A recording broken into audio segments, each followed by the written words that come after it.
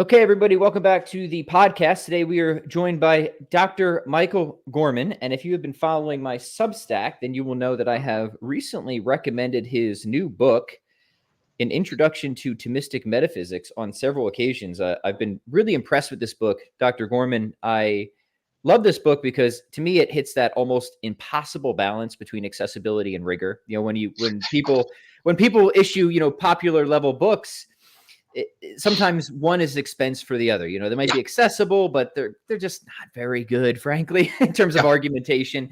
Or they might be very rigorous, very good, but they're just not accessible. So I just want to say thank you and congratulate you because I think you really did a great job of hitting that balance.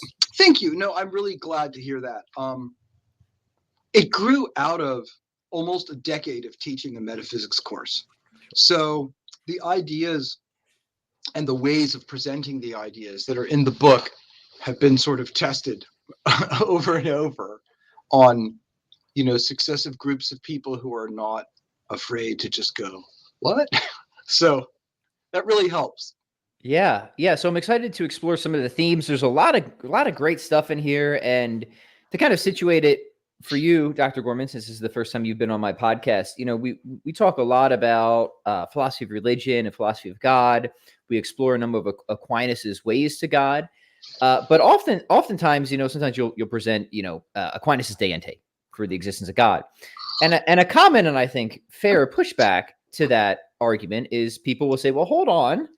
That might be a good argument, but it assumes a very controversial metaphysical system. Yes. And why should I sign on to that program? So I think maybe today will be a way to explore some of that a little bit, because one of the things that attracts me to the Thomist metaphysic isn't just that I think it can give you a very robust demonstration for the existence of God, but I think it's actually extremely fruitful in terms of the sort of descriptive and explanatory work it does in metaphysics. Yes. And I think that's underappreciated. So just some initial thoughts on that. Does that sound right to you? Yeah, it does. But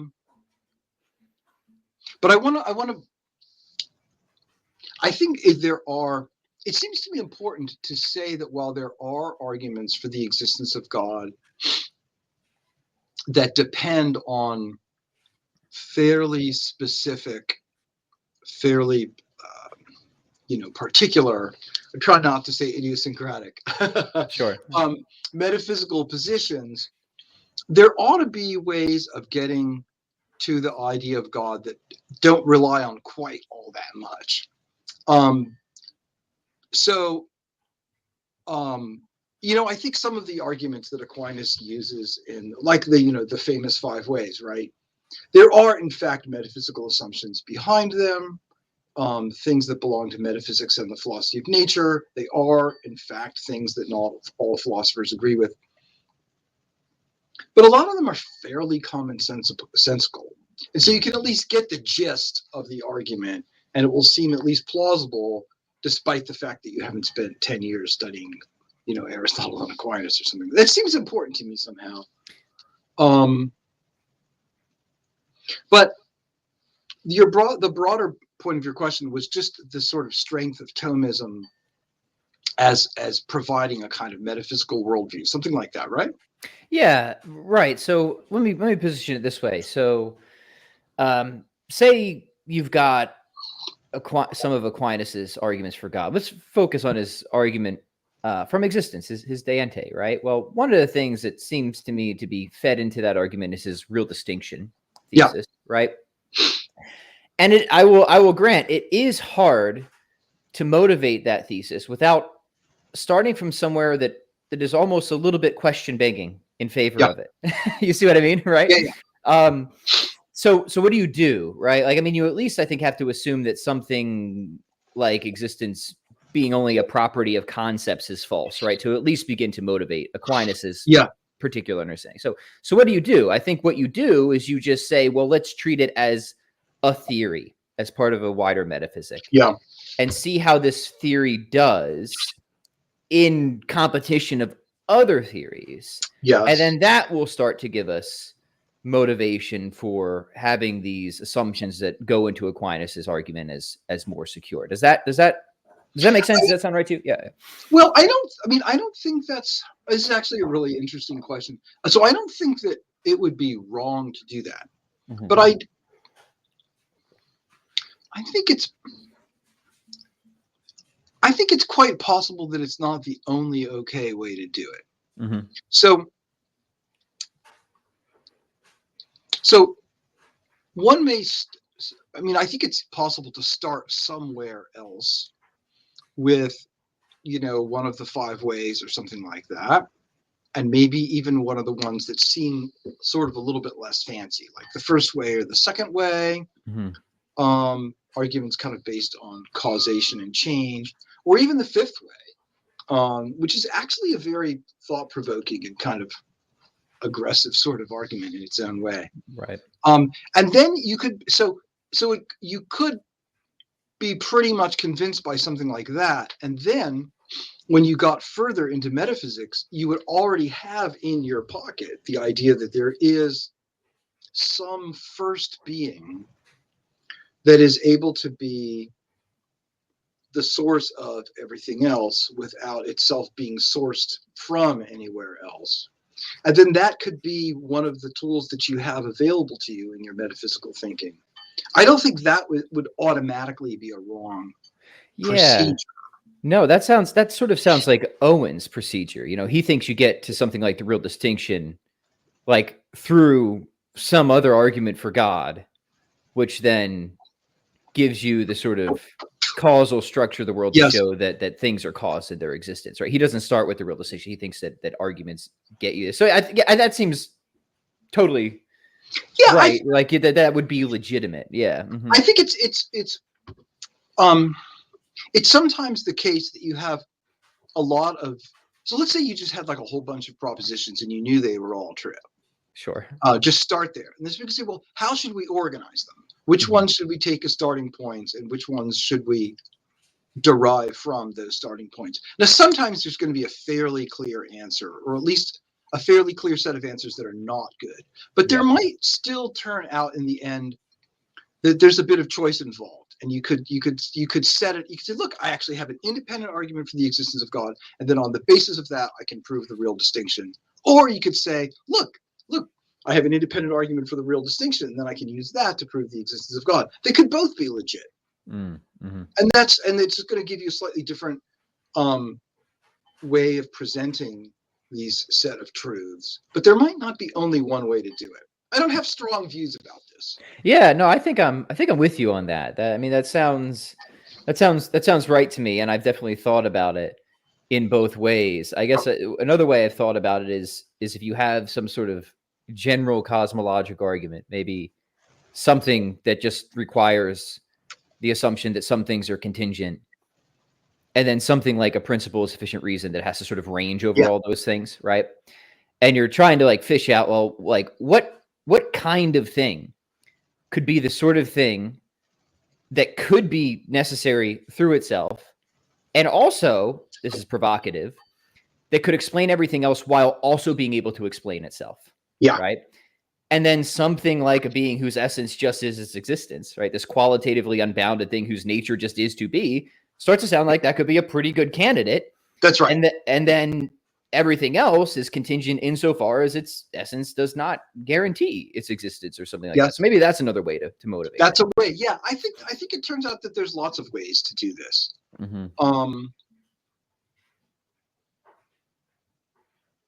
Which is interesting because you can get the feeling, if you sort of overdose on the posterior analytics or something like that, which is not like the worst thing you could do.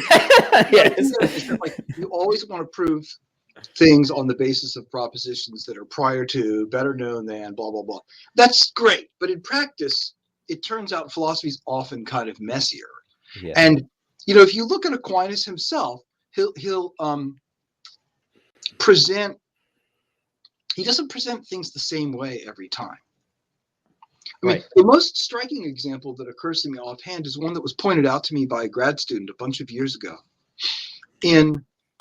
This is not really a metaphysical issue, but still, I think, a rather striking example.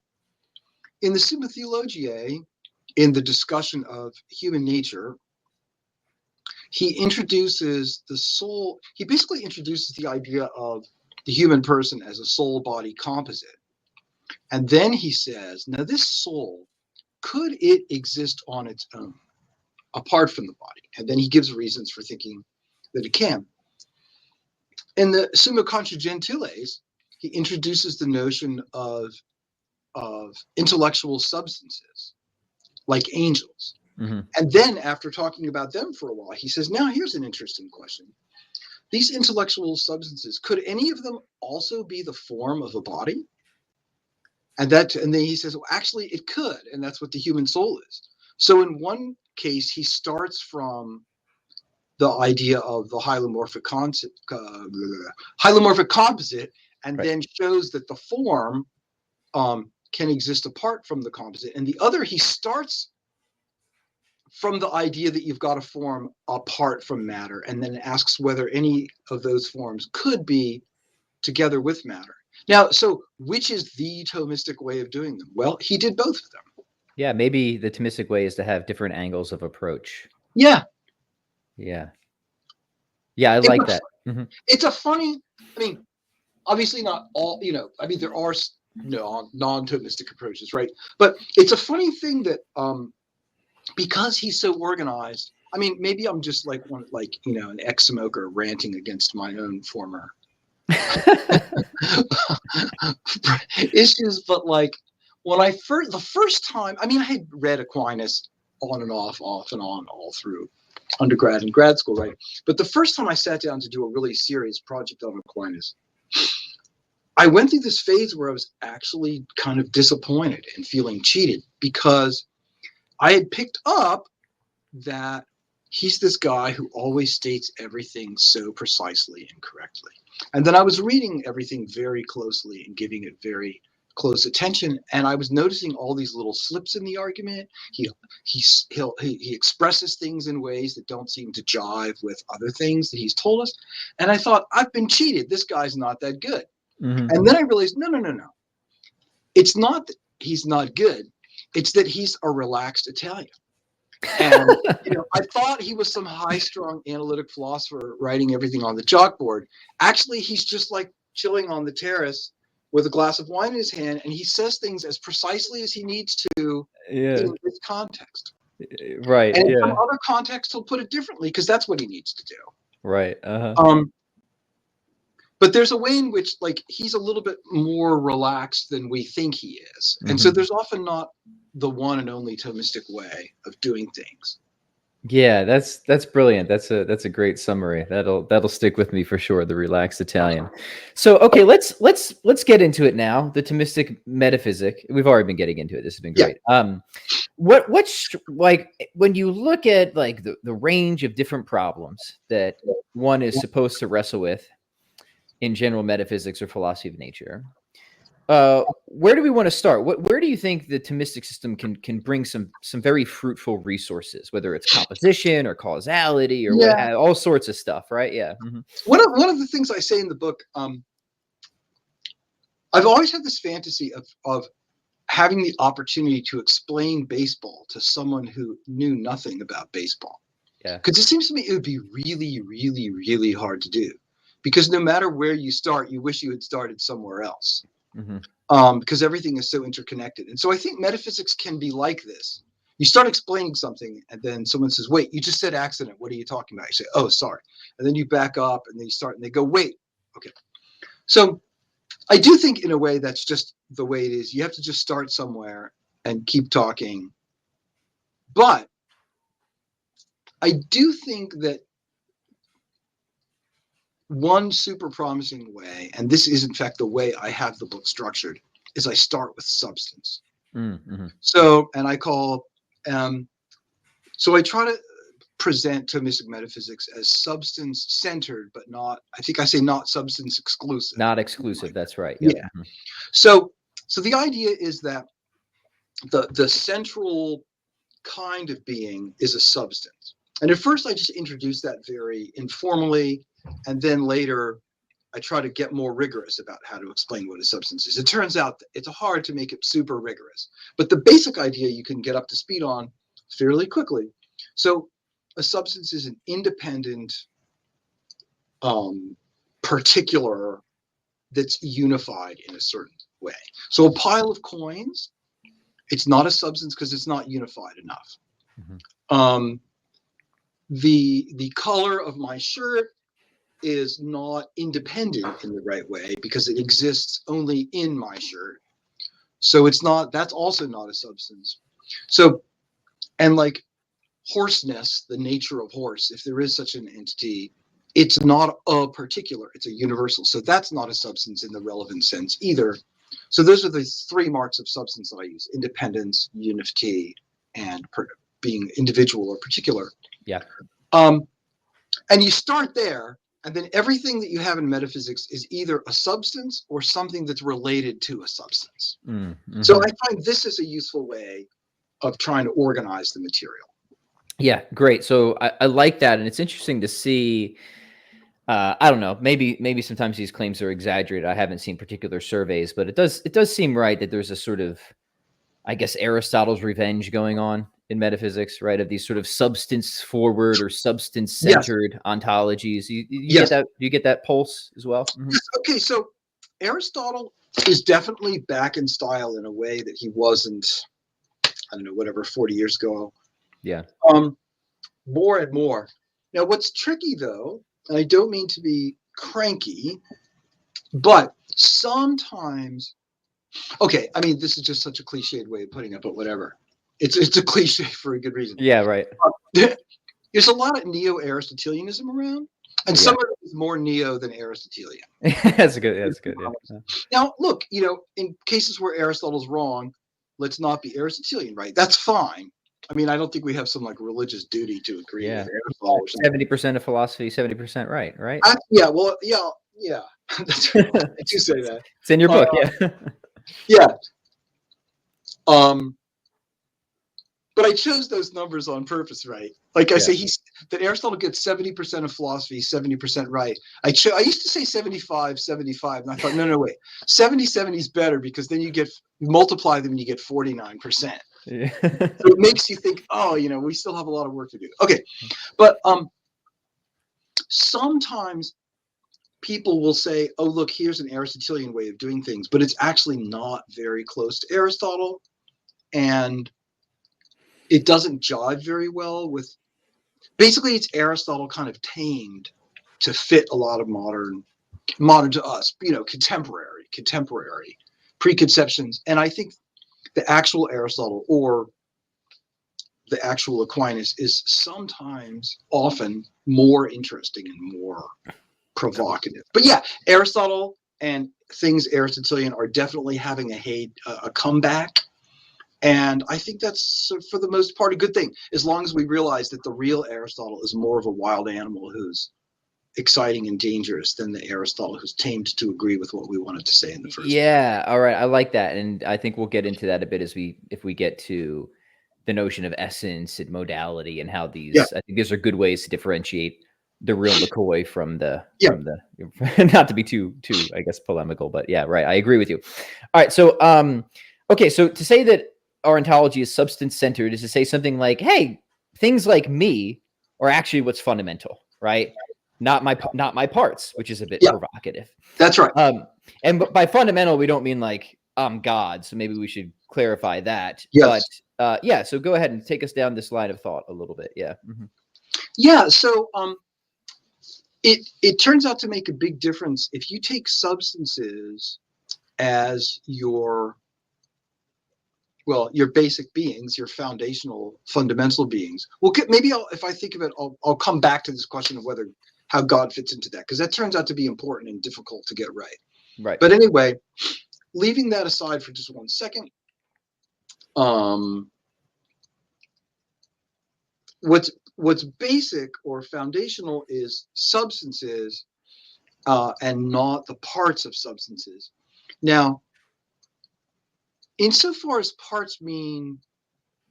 the word parts means what philosophers sometimes call metaphysical parts, it's not so hard to swallow or not super challenging. So if my parts are, for example, my features, my color, my size, my weight, it's not super hard to feel convinced that those parts are what they are only because in a sense, because of me. Yeah. Right. So my height doesn't exist apart from me. You need me to have my height. It's not like my height was there and my color was there and you put them together and now you get me. Right. Which that would be something like a trope theory, right? This Well, is sort yeah. or another kind of bundle theory, but any kind of Right. Yeah. theory, Mhm.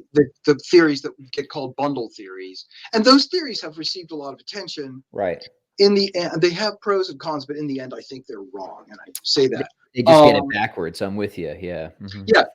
So now there's another kind of part though, which is what you could call physical parts. So you could say, you know, my hands, my feet, my liver, these are parts of me, and I'm made up of them. Now it's a lot more, in fact, a lot more tempting to think that I might be composed out of them, in the sense that they are prior to me, they are what they are, and you put them together. This is the kind of Frankenstein picture of ontology, where, like in that novel, right, um, Dr. Frankenstein gets all these parts and assembles them and creates a substance out of them. Now, that is not, in fact, how substances come to be, just as a matter of fact. I mean, it makes a good novel. It's fine. But But it doesn't make a human being, right? Yeah. it's not how you make a human being or how you make a squirrel or anything. Mhm. Now, but you might say, sure, but what about atoms? If you put atoms together, that's how you make a human being. This is an objection that needs to be taken much more seriously. And I do talk about this in the book. And in the end, I fought this, I have to say, for a bunch of years. But in the end, I went kind of whole hog Yeah.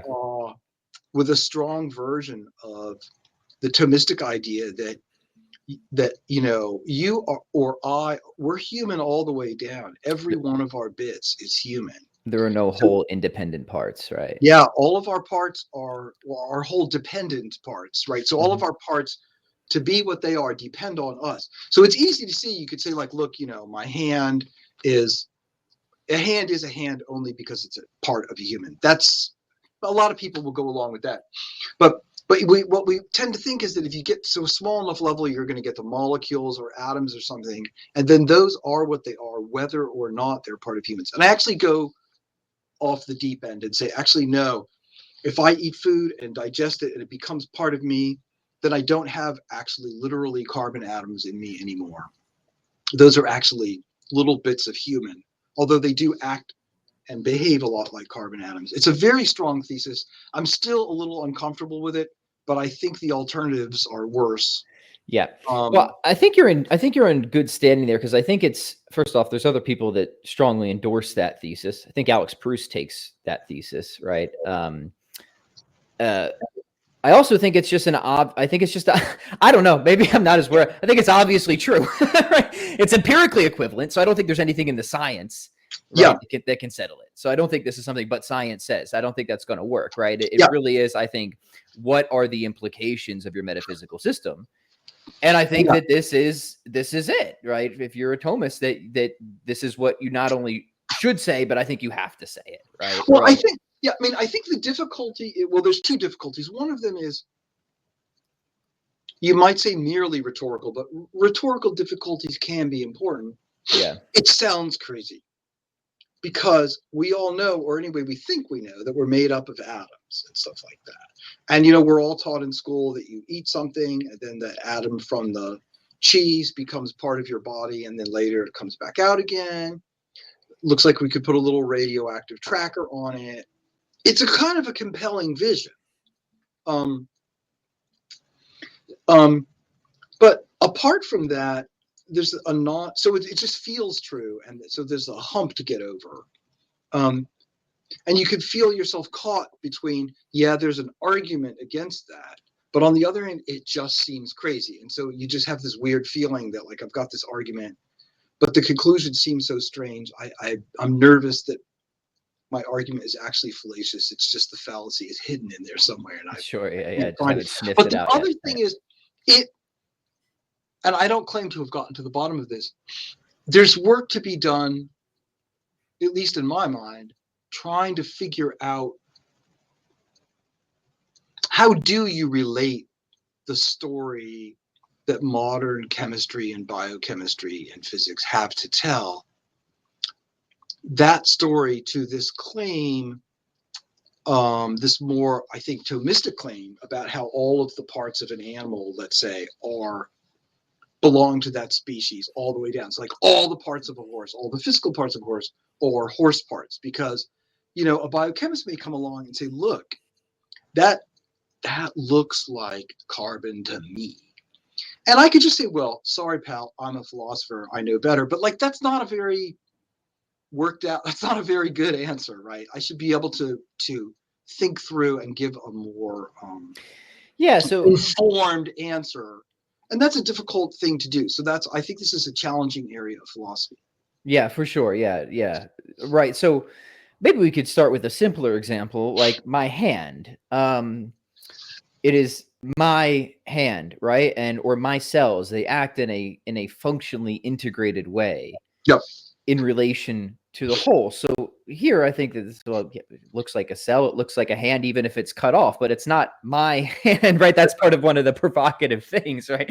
And here again, I think, I don't know if you can break the deadlock at that level. Maybe it's just like prior considerations, that have to motivate it one way or another, right? But I think if people can see maybe the compellingness at that level, they could see how it's not inconsistent or all that crazy to just kind of keep going down and down and down, right? Yeah. Yeah. It's just that a concept like a hand,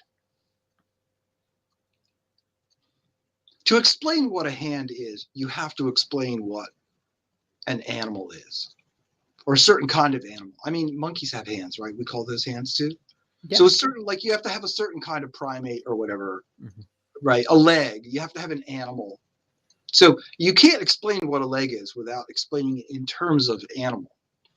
But concepts like carbon atom don't seem to presuppose notions like animal or any kind of larger whole. They at least seem superficially to be freestanding concepts. Right. And so if you become convinced that, this squirrel is made up of carbon atoms and other kinds of atoms, then it looks like those things that it's made up of are what they are, independent of the squirrel, in a way that the squirrel's tail isn't what it is, independent of the squirrel.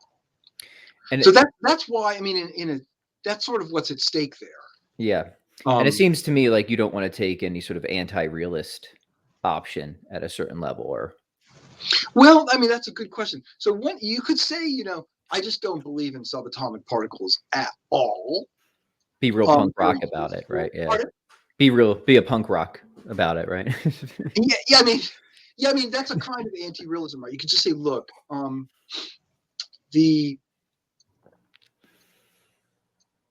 scientific theories posit them. It's a very useful way of thinking, but in the end, that doesn't mean they're actually there. It's kind of like the way, I mean, small children will say, well, the broccoli part of my stomach is full, but the ice cream part of my stomach is not. I'm familiar with this line. So, one could say, well, what they mean is, I can't stand to eat another piece of broccoli, but I certainly could stand to eat some ice cream. And you don't have to take the portions of the stomach theory literally. It's just a way of talking. So this is a sort of not super great analogy, but you could say that what scientists do is they create kind of models or structures that allow us to think about things more effectively, but we don't have to take it all quite literally.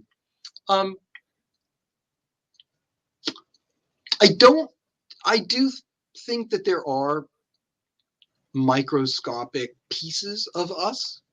So I'm not an anti-realist in that sense. But I feel like at this point I'm committed to the position that those pieces, although they may seem to be exactly the same in kind to the things that exist outside of an organism, they are in fact different. So they exist. That's the realist part, but they aren't really carbon. You could call that anti-realist.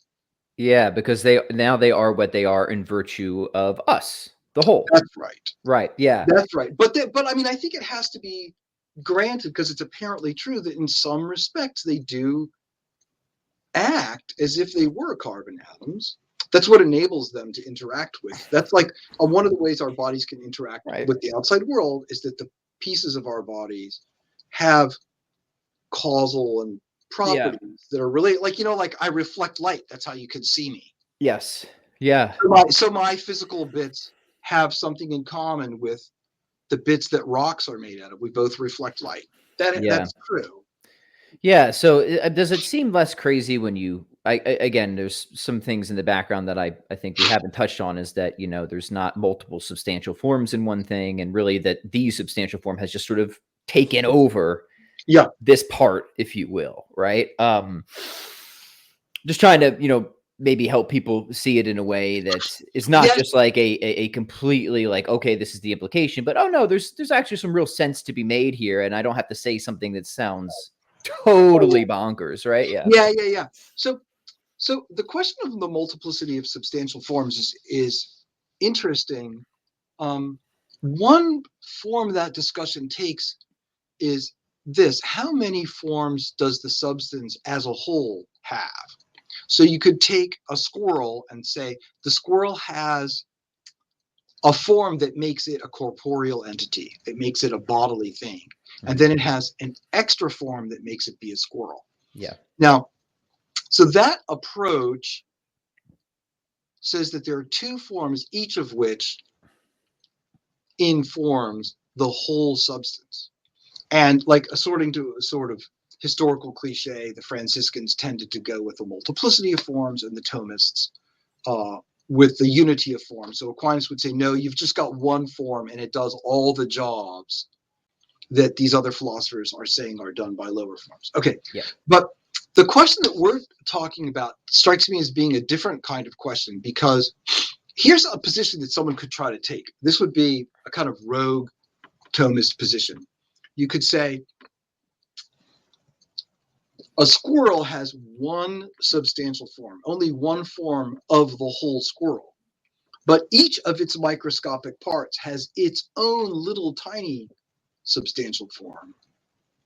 So there's still only one form of the whole substance. It's just that the substance is composed of a whole lot of mini substances. And whether you think this is plausible is a very important fork in the road. So because in a sense, if you believe that a squirrel is made up of tons of little atoms and each of them is a mini substance, then you might be pressed into holding that the squirrel isn't really a substance. It's just a bunch of substances. Yeah. My friend Patrick Trauner uses the example of a trash pile. He says, like, a trash pile is just a bunch of things, and they don't really have much unity. And if you hold on to the substantiality of all the individual bits of the squirrel, then you're going to be saying essentially that the squirrel is like a trash pile. Obviously, it's a very complicated trash pile. Obviously, the bits stick together more tightly and interact in a more complicated way. But in the end, it's just a bunch of little things. It's just like a team or a dance troupe or an army. Yeah.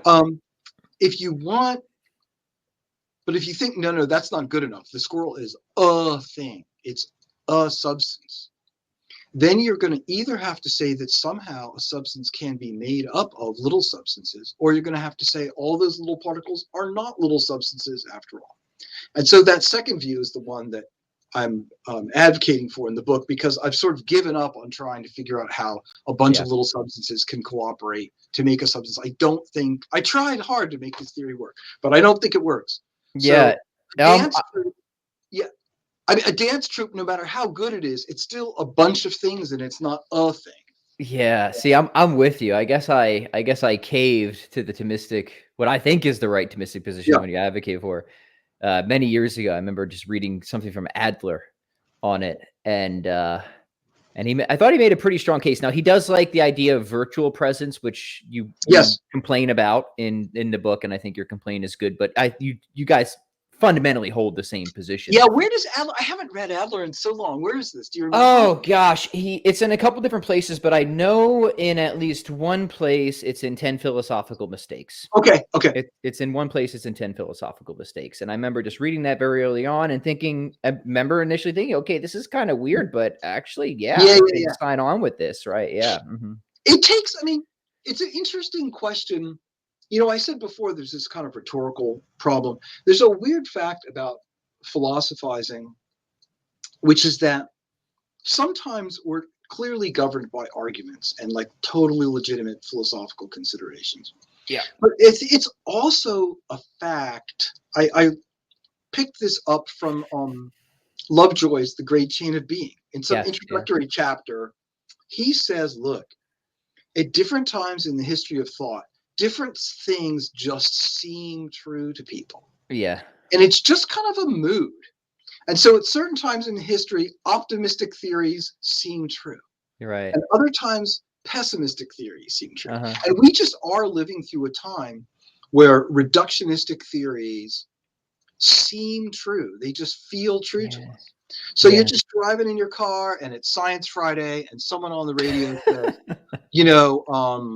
love is serotonin. Is that the right name?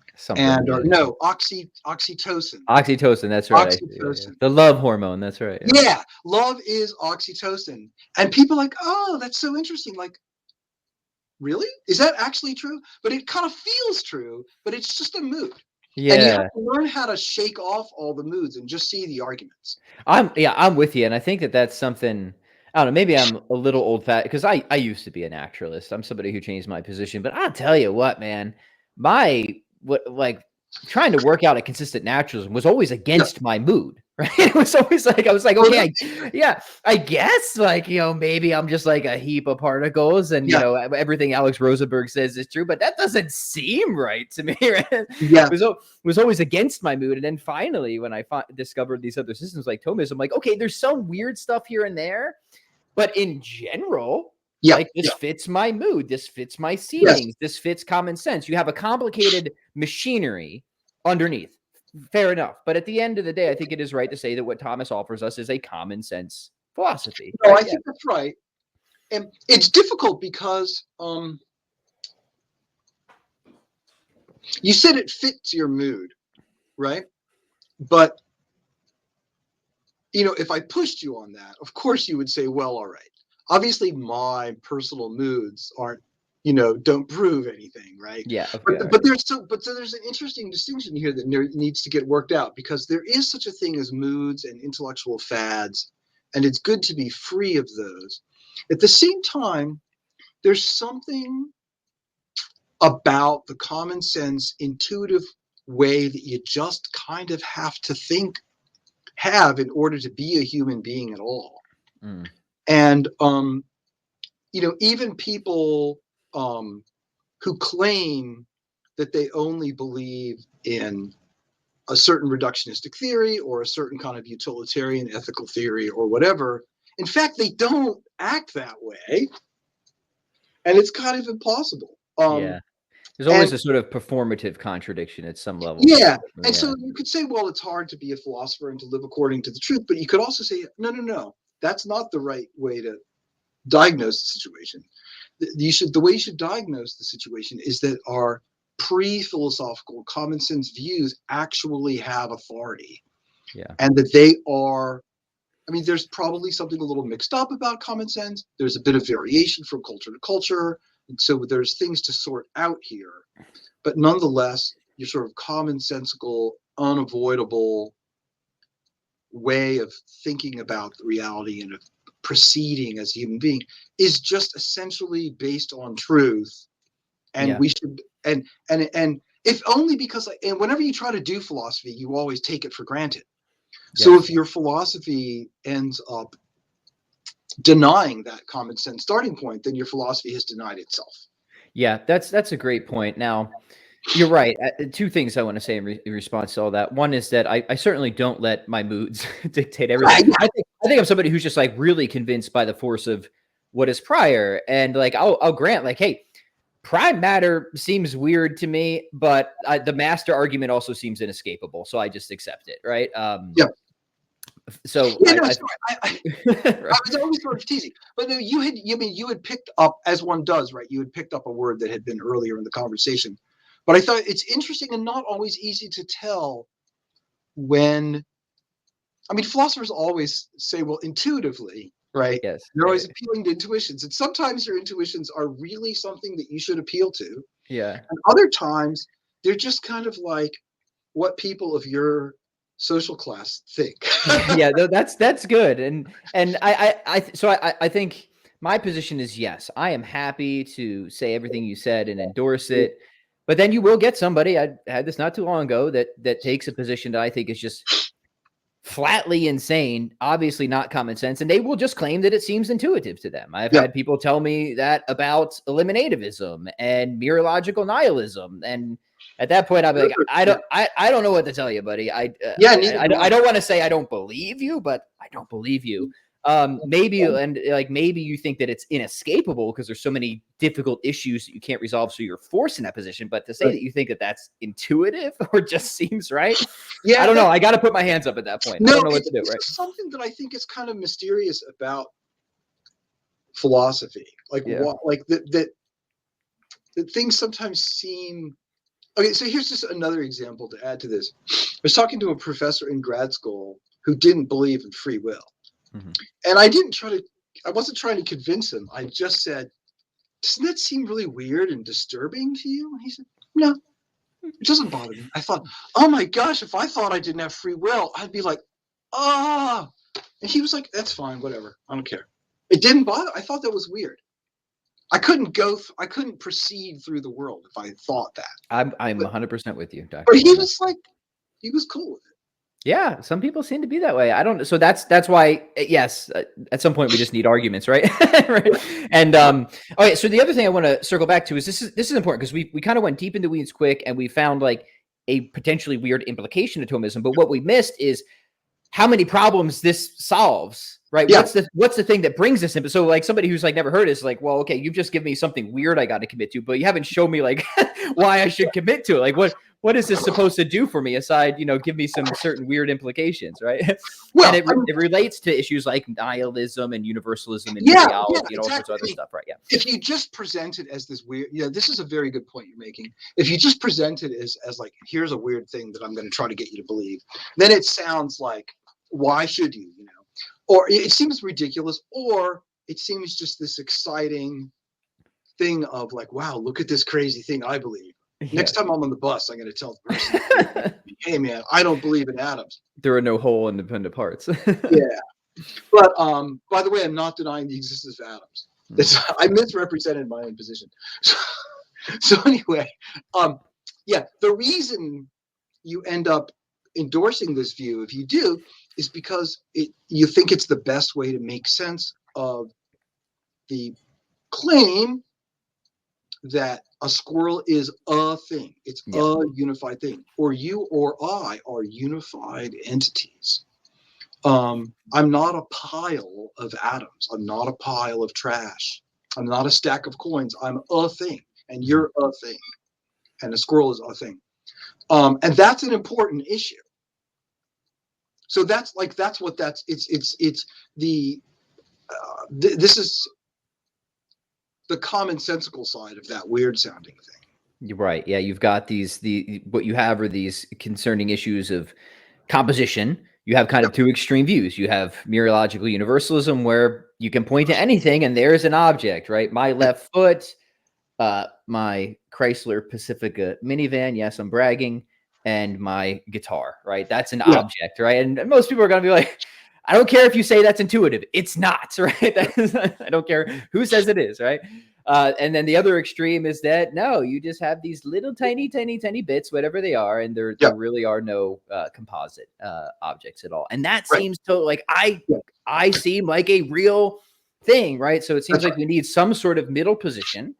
And the difficult thing is trying to find a principled middle position, but it seems like a really good one is something like what Aristotle gives us and that Aquinas develops, right? That's the general idea, right? That's the general idea. And it gives you the middle position And, you might say, well, it sounds a little weird, but, the alternatives sound a lot weirder. Although, let me add something here. Let me see how to put this. It may be, in fact, I think this is right. Okay, so the alternatives, so you're saying that we need a middle ground position where not all possible holes are actual holes, right? So not all, every permutation and combination of items make up a whole. And not that they never do. Okay, so I think that's right. Now, somebody might go, all right, fine, but this business that you're talking about of the virtual presence of the microscopic particle, blah, blah, blah, that's hard to understand. It's kind of mysterious. It's kind of weird. I think in a way, you have to say, yeah, sticks and stones will break my bones. I know the theory is a little weird, but it might be much closer to the truth. And sometimes an extreme theory or a reductionistic theory is easier to understand. And it's easier to lay it out with beautiful analytic clarity. And we can all enjoy and appreciate that. But if you let that be the only consideration in choosing one theory over another, you may end up choosing a theory that's actually not the right theory. It's just the theory that's the easiest to understand, and it has a certain kind of lucidity. But it just may turn out to be the case. I've become convinced that it is the case, that for certain topics, the best approach to the truth that the human mind can make is not going to be the clearest theory. Yeah. I'm not saying let's just all say crazy, obscure things, right? But sometimes the wrong theory is clearer and sort of in a certain way more elegant. Yeah, the world is a little bit spooky, and I think and that's right. I mean, just think if you're a naturalist. Now, here's the interesting thing about naturalism. I think a lot of naturalists, this makes naturalism a little frustrating because it's sort of a term of art, right? Have realized that the neatest theory, the cleanest, is inadequate. This is why you have these exotic or liberal forms of naturalism and panpsychism and all this stuff kind of popping up, right? Because here's a neat theory. We can explain everything through the combinatorial method, if you will, of something like atomic plus evolutionary theory.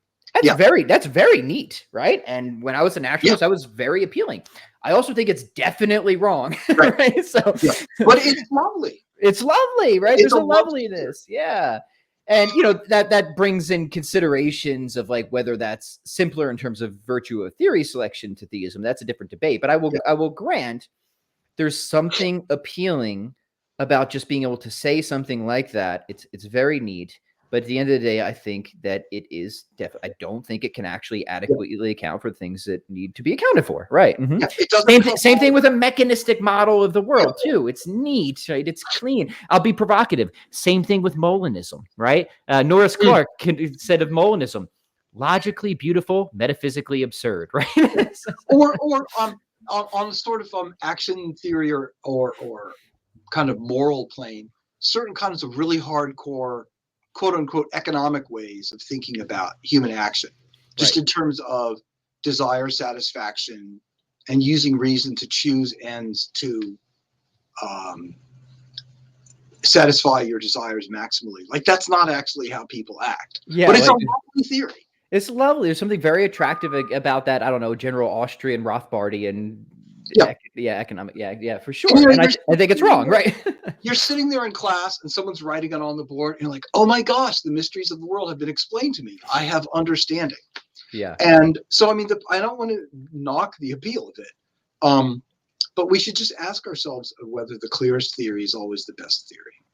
Yeah, great. Okay, so I know we don't have a whole lot more time left, and there's so many different ways we could go. And we've only focused on one area where we think that the Thomistic or broadly Aristotelian metaphysic helps solve one particularly thorny issue in meta. And there's lots, and of course, we're going to encourage people to get the book because you go through issues in causality and modality.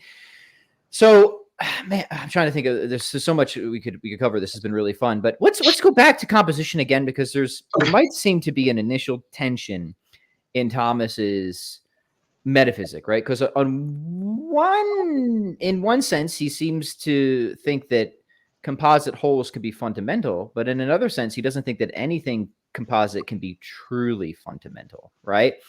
So he does seem to think that, okay, you see what I'm saying? He's committed to divine simplicity, right? And he has all sorts of arguments for why, if something is composed, it has the unity of its constituents, ultimately funded by something extrinsic to itself. And the way that I've always thought about this, it's funny because sometimes you might argue arguments from composition and people will try to block it with the Aristotelian considerations. Say, no, look, composite wholes can be fundamental. Look at Aristotle's ontology. Yep.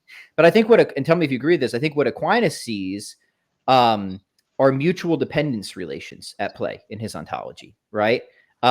True, our parts depend on the whole for their nature or function, but it still seems right that the whole is metaphysically posterior to at least its metaphysical parts, and they're coming together and being formed, right? Like form depends on matter for its particularity, matter depends on form for its organization, so on and so forth. So there's something in the mix there of these mutual dependence relations that I think is causing Aquinas to think like we do have to get beyond the level of composition for ultimate intelligibility or ultimate foundationality or something like that. So you don't have to take it any way that I did, but I'm curious how you think about this, because clearly there's something in Aquinas where he thinks that you do have to get beyond composition. No, that's right. I mean, there are a lot of issues here that we'd have to go through kind of slowly. It's one thing to say that the metaphysical constituents of a substance are dependent on one another. It's a different thing to say that the substance is dependent on them. I'd want to treat those questions separately.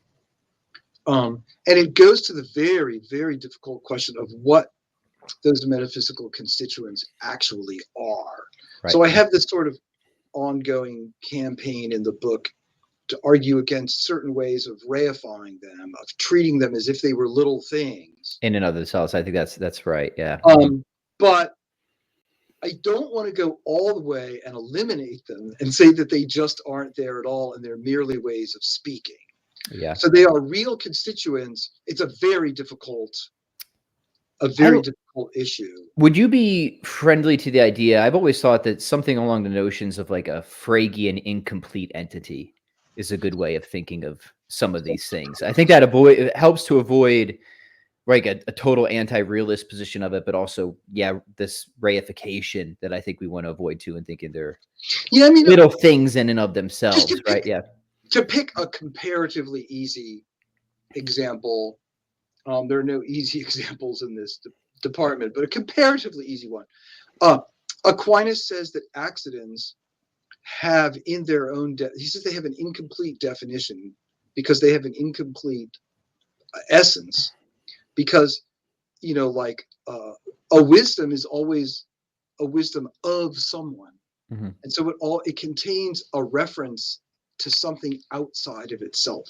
So This is sort of analogous to that Phrygian thing. The Phrygian, that's exactly right. Yeah. Mm-hmm. So this is promising. The way in which it works one way for accidental constituents and another way for essential constituents. That's a really tough one. But I want to get back to your bigger question. You're right that for Aquinas,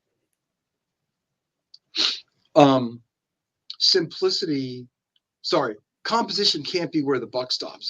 Mm-hmm. Now, just based on most but not all of what we've said, someone might say, oh, I see why. It's because substances are posterior to their forms and to their matter. And so the forms are the simple things and the bits of matter are the simple things. And those are the basic constituents. But that's not the point you're trying to make. Mm-hmm. It's more like, if I understand you correctly, because like when I put it that way, I was deliberately ignoring like about 10%, this extremely important 10% of what you said, right? I think what you're driving at, tell me if I'm wrong, is that because composite things are composed, there has to be some reason why they got themselves together. Mm-hmm. There has to be some explanation of their being composed. And so now we are on our way towards a sort of causal argument, towards, if you will, an uncomposed composer. Mhm. And that means that the most basic entity of all has to be uncomposed, or to use more overtly Thomistic language, it has to be simple. Yeah. Yeah, I think that's right. The only thing I'll say about this, and this is something I wanted to touch on with you at least briefly, is I think it does require, again, some sort of realism where we can say there's nothing about the nature of the constituents that demands their unity or togetherness or something like that, right? Now, one of the more provocative aspects of your book that I was very intrigued about was your suggestion that Aquinas might be a nominalist, right? Yes. Now before people start gyrating, Yeah. you're very careful about this, right? So you're like, look, if you think by not by well, I guess I'll ask you this, but like Yeah. an ostrich nominalism, like an extreme resemblance nominalism, that isn't what I mean. And you say, when I think about nominalism and moderate realism, it's hard for me to see what the difference is between these two positions. And if most people are thinking that Aquinas is something like a moderate realist, I'll say keep an open ear, because they might find the way you think about this to be perhaps ultimately correct. So the problem is this debate is so complicated. Yeah. I remember you cited an article I like very much from what's his name on Aquinas's Essence Realism, escaping me, Purdue. Jeff Brower. That's right. That's Yeah. right. And I thought that was a great and very helpful article on a lot of these issues. So now I've sort of lost my train of thought in connection to Well, Jeff, I mean, yeah. big fan of Jeff Brower here. Yeah. I think he gives a kind of Scotistic reading of Aquinas there. I disagree with him towards the end on certain like real distinctions. I think a lot of Thomists are kind of Scotists on this sort of point. Yeah. But it's a very hard point to get right. So if by nominalism you mean, for example, that two things that people say are both squirrels, they aren't really both squirrels. They're just completely unique, and we just arbitrarily decide to call them squirrels or think of them that way, but everything is utterly unique. If that's what you mean by nominalism, then of course Aquinas is not a nominalist. And that's not what you're suggesting. That's why the book I call this Dr. Seuss nominalism. Because, right, the line from one fish, two fish, red fish, blue fish, it says not one of them is like another. That's great. So that's why I call it Dr. Seuss nominalism. No, Dr. Seuss nominalism is wrong. But there's this position, and I think this is Aquinas' position, is that you have two squirrels, and each of them is a squirrel.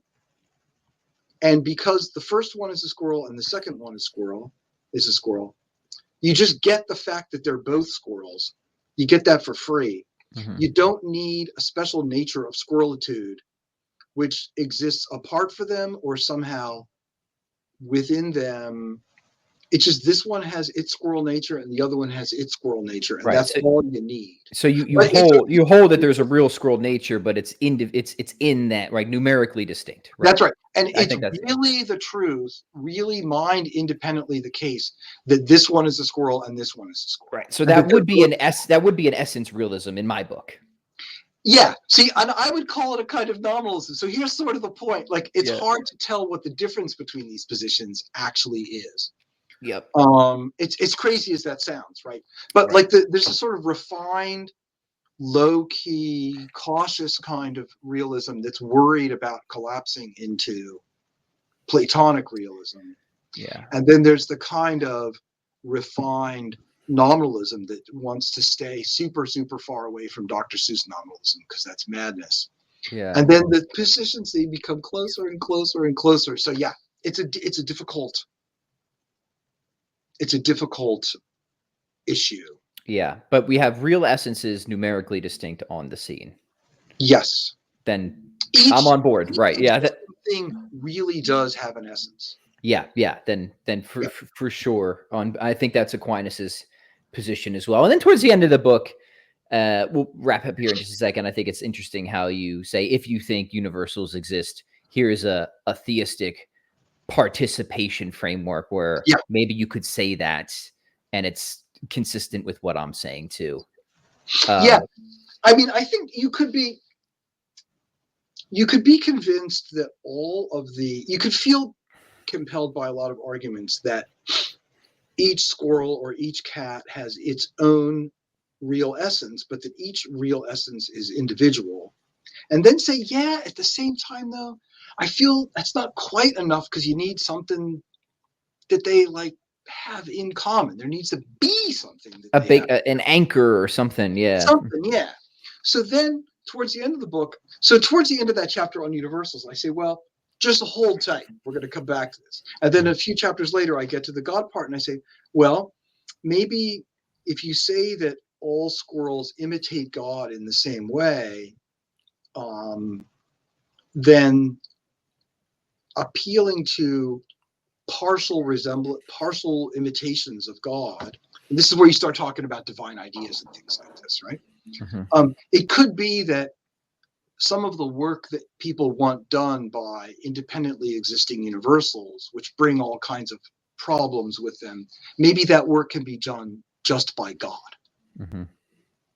And so he sort of serves as a kind of metaphysical anchor for things that other people try to explain with Platonic universals or whatever. I'm with you. I'm very attracted to that idea. Dr. Gorman, we've obviously just scratched the surface. And before we go, I want to encourage people to grab your truly excellent book. I think you do a great job of showing just, again, how as a theory, how fruitful and productive the Thomistic system is. And I really want people to explore it. So two things: where's the best place to get the book? And just tease some of the other things that you cover in the book that people might be interested in. I mean, most of us get books online now, right? So you could get it from Amazon. I presume you can get it from Barnes and Noble. That's the easiest thing to do. I don't think it's going to be at your local bookstore, probably because most of us don't have a local bookstore anymore. Sadly, this is true. Yeah. I did get mine from Amazon, and it came very quickly. But yeah, they are good at that. They are. Yeah. So anyways, a few other things that people can expect in the book, because it's great. You you talk about causality, great chapter in there. Modality. What am I missing? I talk about categories of transcendental. Yes, that's right. There's a chapter on some theological applications of some of the metaphysical ideas, and how you can take certain metaphysical ideas and use them in theology, but you also have to adapt them a little bit. Yeah, that's right. Yeah, transubstantiation. And then you do treat lightly. This isn't a book on the 5 ways, just so people have the right expectations. But this is good. But this is a really good book to have before you study the 5 ways or something like that. Yeah. I think it sometimes causes trouble if you jump right into them. They get too complicated. Yeah. So I sort of sketch out the structure that they have. Yeah, excellent. And say, I'm not going to talk about the details. Yeah, great. Okay, well, everybody, I will have a link to the book in the show notes. Dr. Gorman, thank you so much. Thanks really appreciate the conversation. This has really been fun.